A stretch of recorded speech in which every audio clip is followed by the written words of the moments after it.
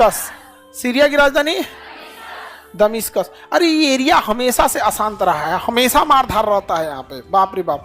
यहाँ सीरिया वहाँ पे, यहीं का एगो राजा था बहुत पहले, सद्दाम हुसैन सीरिया का था, हाँ तो इराक का था। इस्लाम धर्म में करबला का जो होता है, मोहम्मद साहब जो थे उनके नाती हजरत हुसैन अली इस्लाम और हसन, हजरत हुसैन और हसन और हुसैन दो लोग थे। तो करबला की लड़ाई में आप लोग, जैसे आप नॉर्मल, जैसे जो मुस्लिम लोग होंगे उनको पढ़ाने की क्या ज़रूरत है, बताने की क्या ज़रूरत है, उनको तो पता ही होगा।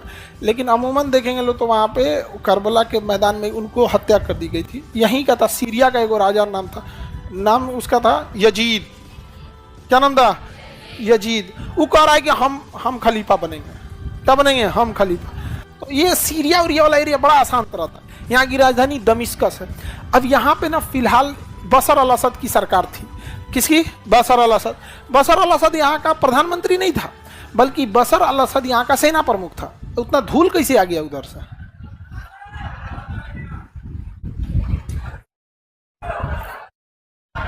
मना करो उसको, क्लास के टाइम क्या कर रहा है।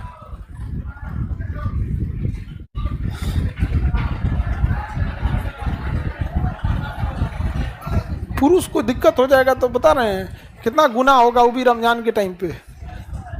सीधे देख रहे होंगे ऊपर वाले, पुरुष को दिक्कत, जलजला आ जाएगा, कयामत। नहीं सर, आप लोग को कैसा लगता है? हाँ, विजय से सब सोचती हो कि कभी हम लोग का भी तारीफ हो। लेकिन अब क्या कीजिएगा, पूजा तो देवता का ही होगा। आप कोई उम्मीद लगाए तो क्या ही कर सकते।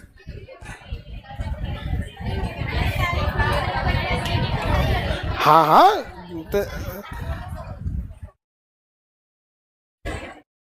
चलिए अब आगे बढ़ते हैं।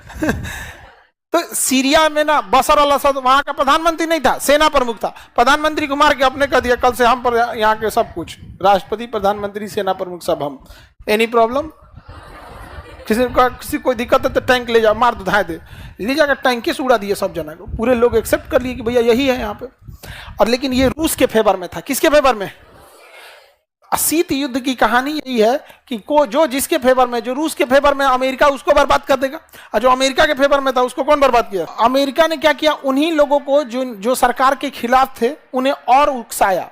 और सरकार कहाँ कहाँ कमियां की है, कहाँ कहाँ भेदभाव की है, अमेरिका के जासूसों ने इस सब चीज को निकाल लिया और उन लोगों को फैला दिया। और वहाँ का जो मेन लीडर था उसको कुछ पैसा वैसा दे के मिलाया, और फिर अमेरिका उनको हथियार दे दिया। अब वहाँ पैदा हो गया एगो विद्रोही गुट।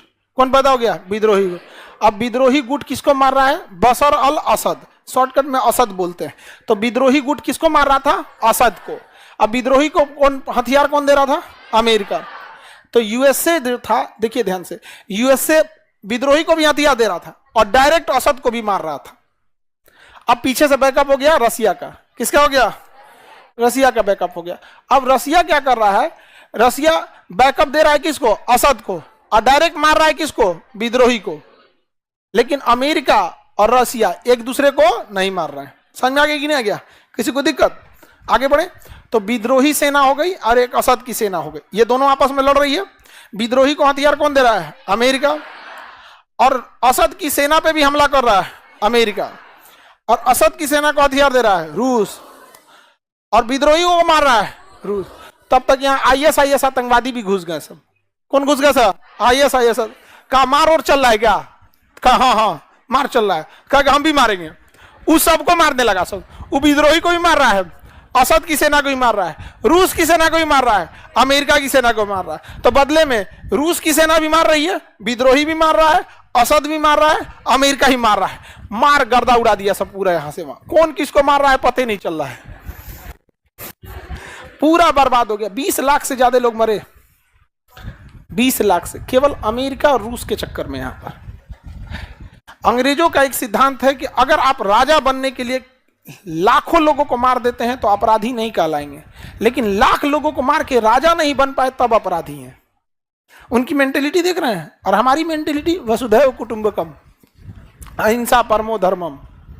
तो हम लोग की ये वाली जो चीज़ें हैं ये थोड़ा सा, उनके अंदर ये सब कुछ नहीं है। यहाँ पे मर्सी वगैरह ये सब कुछ नहीं। जलियांवाला बाग में मार डाला सब लोग को, किसी को पूछा नहीं।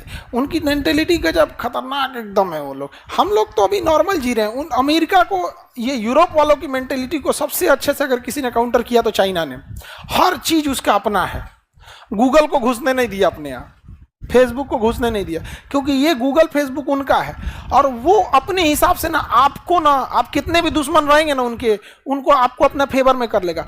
अमेरिका कोई अच्छा काम करेगा तो आपके फेसबुक पे ऑटोमेटिक आ जाएगा, जितना खराब काम करेगा वो आपको दिखाई भी नहीं करेगा। आज आपको फेसबुक, गूगल, यूट्यूब, व्हाट्सएप का आदत लग जाएगा। अगर कोई अमेरिका ने गलती किया तो आप यहीं पे जाके अपलोड कीजिएगा, वहां से वो डिलीट मार देगा। तो हमें चाइना ने कहा कि ना ना ना, हमारा डिपेंडेंट रह गया यहाँ पे, जो हम डिलीट मारना चाहेंगे वही होगा यहाँ पे। तो ये आपस में गृह युद्ध में फंस गया है। कौन जगह? सीरिया। कौन? सीरिया। जिसको मन उसको। तो ईरान पहुंच गया कहां पे? सीरिया में। और कहा यहां से हथियार देता है हमास वालों को, कहता मारो इजराइल को। तो कल ये इजराइल जाके बम मार दिया कहां पे? सीरिया में। सीरिया अनाथ आश्रम बन गया है। दुनिया का सबसे भ्रष्ट असुरक्षित देश हो गया दमिश्कस। कौन हो गया है? दमिश्कस। तबाह हो गया सीरिया। यहां पर समझ में आ गया। सीरिया में, सीरिया में कौन किसको मार रहा है? जो जिसको मिल जाए, जो जिसको मिल जाए सीरिया में सब वही उसको मार रहे हैं। समझ में आया कि नहीं आ गया? आगे बढ़ जाए। सीरिया समझ में आ गया? किसी को सीरिया में दिक्कत? सीरिया की राजधानी अभी वहां किसका शासन है? बशर अल असद का। बशर अल असद का शासन है। अब इसके बाद सीरिया के नीचे देखेंगे लेबनान। कौन जगह है? लेबनान। मिल गया। बेरूत राजधानी है लेबनान की। लेबनान की राजधानी बेरूत। लेबनान की राजधानी बेरूत। मिल गया। लेबनान की राजधानी बेरूत। आपका एटलस कहाँ है? बताओ। शुरुआत के क्लास में एटलस नहीं रहे तो समझ में आता है, बीचवा क्लासों में एटलस नहीं है। टॉपर है क्या आप भी?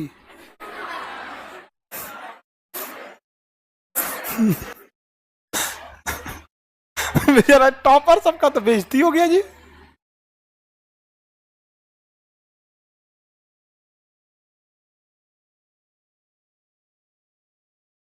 क्या घर पे मैप है?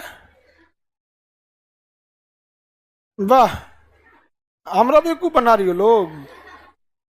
बबनी का ना, यहाँ से जाते हैं घर पे सब रिवाइज करते हैं एकदम, सब पढ़ते हैं एकदम। ये बात गंगा जी में उतर के बोलोगे लोग तो विश्वास ना करें हम। सब एकदम रिवाइज करेंगे लोग। घर पे नक्शा रखा है, एटलस रखा है एकदम बढ़िया से। घर कहाँ है? नासा के ऑफिस में।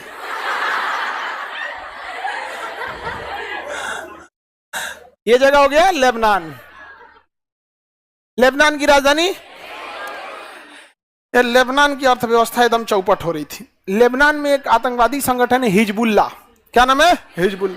वो इजराइल को मारते रहता है। अमेरिका वगैरह लेबनान पे प्रतिबंध लगा दिए। ऐसा मिडिल ईस्ट में जितने देश हैं वो सब में ज्यादातर सब मुस्लिम कंट्री हैं। कैसे हैं? लेबनान में मुस्लिम के साथ साथ क्रिश्चियन भी ज्यादा हैं सब। तो लेबनान में आधे मुस्लिम है आधे क्रिश्चियन है। इनकी इकोनॉमी पूरी चौपट हो गई थी। और कभी कभी दिन खराब रहेगा तो बोले ना, ऊंट पे बैठे आदमी को कुत्ता काट लेता है।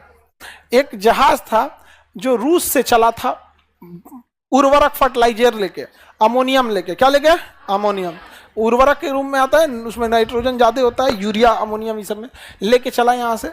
और यहाँ जाने के बाद उसको जाना था स्वेज नहर पार करके अपना श्रीलंका। कहाँ जाना था?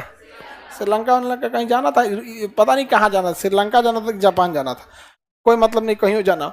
लेकिन वो ईंधन भरने के लिए कहाँ रुका? बेरूत बंदरगाह पे। तो बेरूत बंदरगाह पे रुका ना, तो उससे डॉक्यूमेंट मांग लिया सब कि जो उर्वरक लिए हो कहाँ से लिए हो, डॉक्यूमेंट दो। तो उसका डॉक्यूमेंटेशन पूरा नहीं था। तो कहा कि चल चल साइड लगाओ, साइड लगाओ। तो जहाज उसका कहाँ लगा दिया? साइड लगा दिया। 2 महीना बीता, 3 महीना बीता, वो साइड लगा लिए, छोड़ दिया जहाज। तब तक जिस कंपनी का था वो कंपनी दिवालिया हो गई। कंपनी दिवालिया हो गई। अब वो बंदरगाह पे एक जगह, इतना बड़ा जहाज जगह रोक के रखा हुआ है। तो वहां की सरकार ने आदेश दिया कि इसका अमोनियम जो है ना सब गोदाम में रखवा दो। कहाँ रखवा दो? गोदाम में। तो उसका अमोनियम निकाल के कहाँ रखवा दिया गया? गोदाम में। कहा गया बिना मतलब का जहाज जगह घेरा है। 3 साल तक गोदाम में पड़ा हुआ था। लेबनान की अर्थव्यवस्था एकदम चौपट हो गई थी, तले कोरोना आ गया, पूरी दुनिया की अर्थव्यवस्था चौपट हो गई। इसी बीच कोरोना में ना उर्वरक जो था अमोनियम में, उसमें आग लग गया, और जैसे चिंगारी पकड़ा ना, ब्लास्ट किया इतना भयानक ना कि भूकंप आ गया वहां पे, अगल बगल की बिल्डिंग गिर गई, अब बंदरगाह उधिया गया।